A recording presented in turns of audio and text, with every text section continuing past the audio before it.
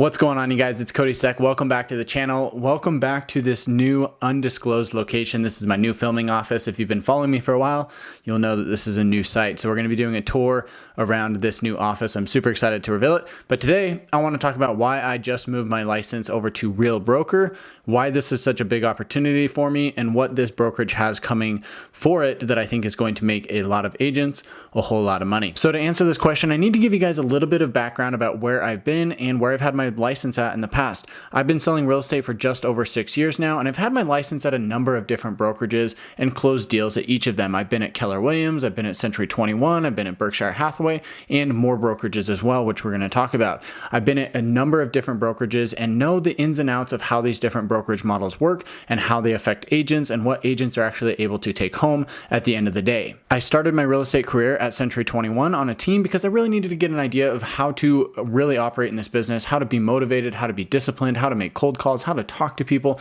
and overall just how to sell real estate. So I started over there at a team, moved around a couple times, built my own team, decided a team wasn't the route I wanted to go, and went back to being a solo agent.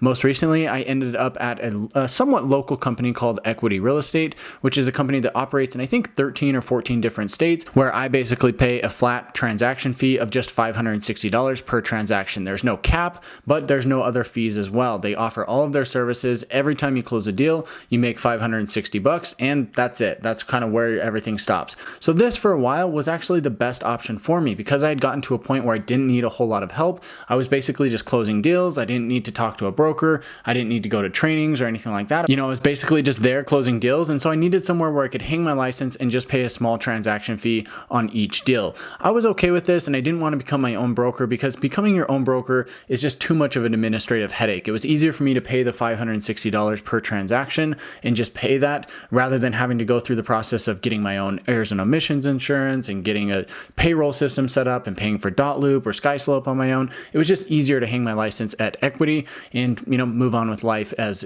just saying, hey, this is a small business expense that I have to pay on each deal. And for the past couple of years, this actually worked out really well for me, and so I decided to stay.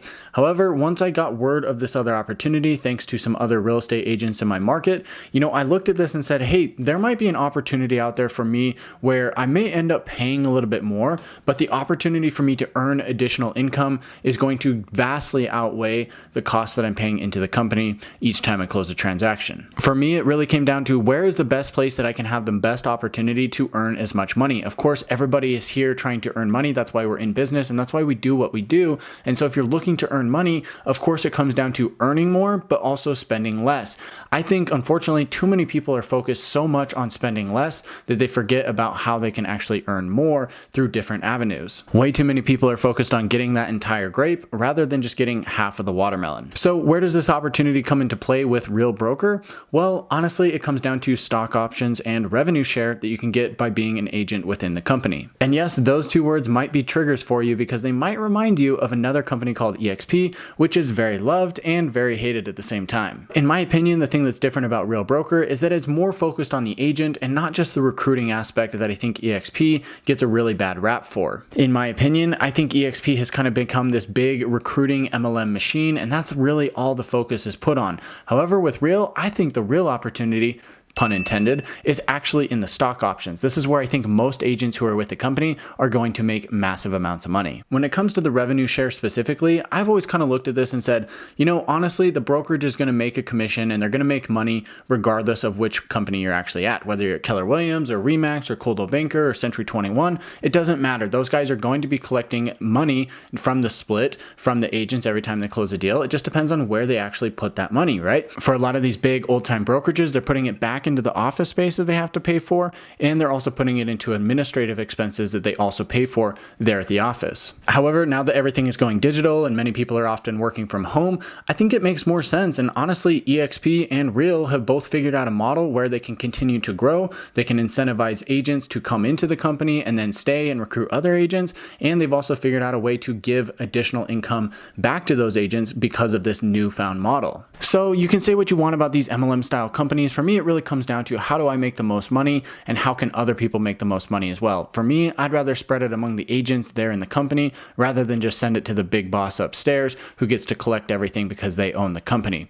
For this specific video though, we're going to leave all of that MLM talk for a future video. So let's talk about real structure and the numbers behind why this decision made sense for me. Because in fact, I'm actually going to end up paying more to the company for being a part of this rather than where I was at with equity in the past. Real Broker's commission structure is an 85-15 split, meaning that 85% goes to the agent, which is myself, and 15% goes to the company, which is then spread out among either the company or the agents in my upline. This particular split comes with a $12,000 cap, meaning that after I've paid in $12,000 to the company, I'm then on 100% split with the company.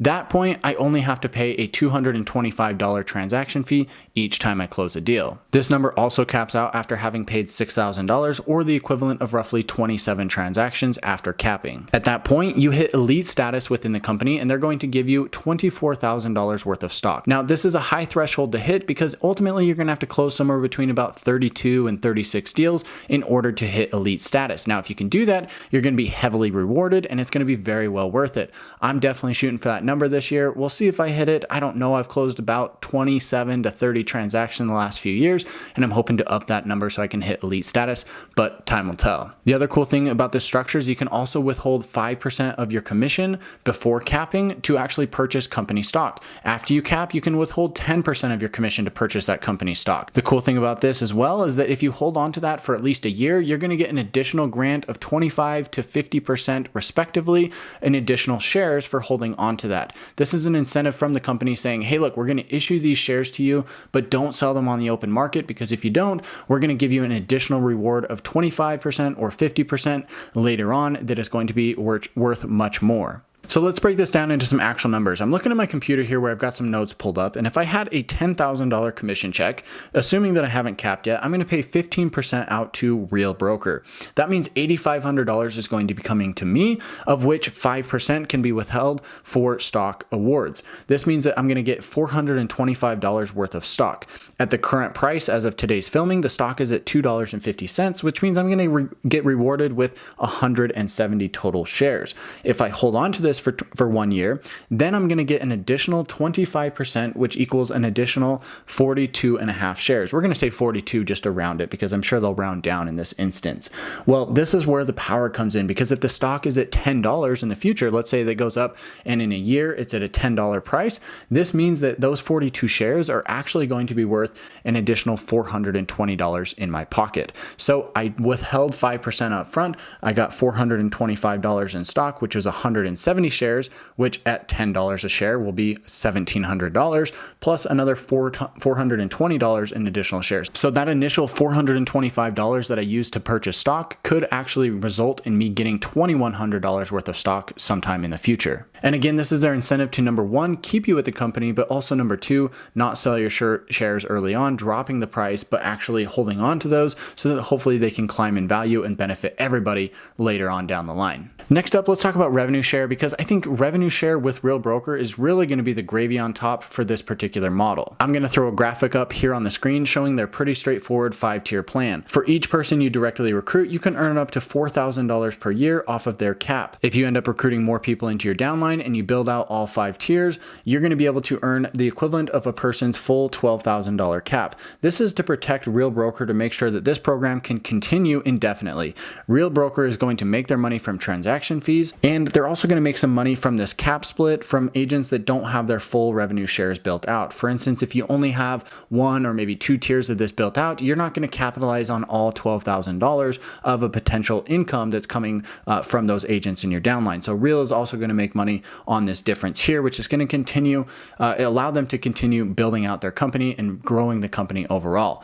Right now, the company is sitting at roughly like 1,700 agents, and we're only in about 24 states, I believe, but growing very rapidly. So you could say that we're, roughly 3, maybe 4 years behind EXP, but we're coming up very quickly, and this model is growing very quickly. I think as more people hear about this, they're going to look at this and say, hey, look, EXP is not a fit for me, but Real is. Or maybe Real's not, and they're going to go over to EXP. Or maybe they're going to decide that neither of those are a fit, and they're just going to stay at their local brokerage where they just pay a flat transaction fee, and that's it. There's going to be a fit for everybody, and of course, this is not going to be a model that works for everybody out there. So the last thing that I want to do here is I want to to actually run some numbers about why I joined Real and the reasoning that I used to make this decision. Like I said, this is actually going to cost me more being at Real, but I think that the long-term value I'm going to get from the stock options and the potential revenue share is going to greatly outweigh that additional cost that I'm going to pay in. So let's just assume that I do 25 transactions per year. Again, I'm hoping to do more than that. Some years I might do less, some years I might do more, it just depends. But assuming that I do 25 transactions,